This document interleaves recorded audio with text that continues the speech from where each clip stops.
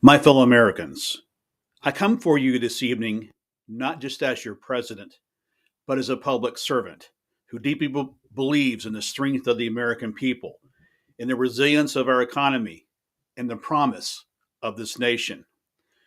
Over the past several months, our administration has taken a hard look at the state of our trade policies, at what's working, what's not, and what needs to change to better serve working families and strengthen our position in a rapidly shifting global economy.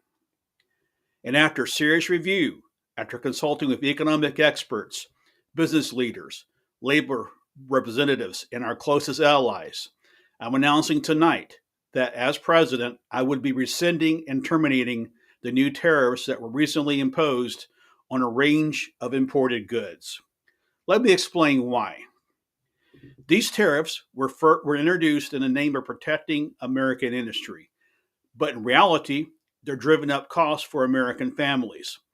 They made everyday items more expensive, goods at the grocery store, appliances, cars, materials for construction and manufacturing, and at a time when we're working hard to bring prices down and ease inflation, these tariffs have been doing the opposite. We've heard from farmers who couldn't get the equipment they needed, small business who faced delays, extra fees, and higher cost. We've seen workers laid off because supply chains got tangled up or prices become unsustainable. And I want to be clear, this isn't about numbers on a balance sheet. It's about real people, families struggling to make ends meet, parents trying to stretch their paychecks just a little further, businesses trying to stay afloat and keep folks on the payroll. Now, let me be absolutely clear. I will always fight for American workers. I'll always stand up to unfair trade practices. I'll always push back against countries that exploit workers, cut corners, or try to undercut American businesses. But we're going to do it the right way. Tariffs, especially broad sweeping tariffs, should be a tool of last resort, not the first response, not a headline, not a hammer used. What we really need is a scalpel. We need trade policies that lift people up, not hold them back. That's why we're lifting these tariffs and replacing them with a smarter, more targeted strategy, one that puts American workers first without raising prices on the American family. We're investing in domestic manufacturing like never before through the CHIPS and Science Act, through the Inflation Reduction Act, through the bipartisan infrastructure law. We're bringing supply chains back home, building factories here, and making Made in America mean something again. We're negotiating new trade partnerships that are rooted in fairness, transparency, and labor rights. We're holding bad actors accountable through international cooperation and multilateral agreements, not just going it alone and hoping it works out.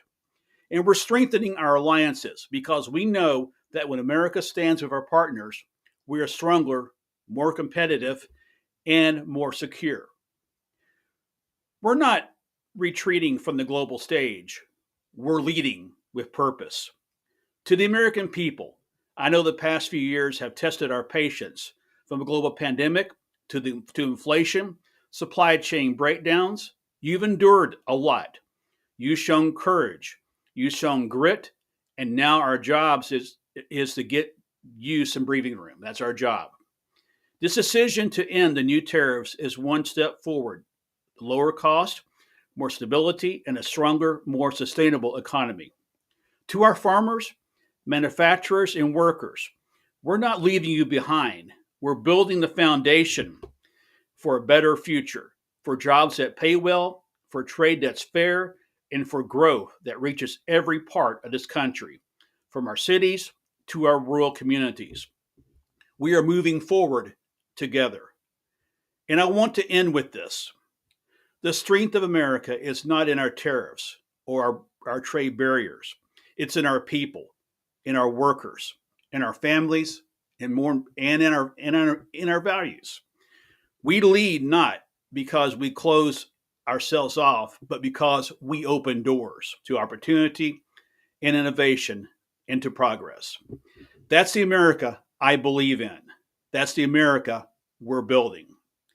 May God bless you all. May God bless our workers, our families, our future, and may God bless the United States of America, and may He protect our troops. Thank you very much.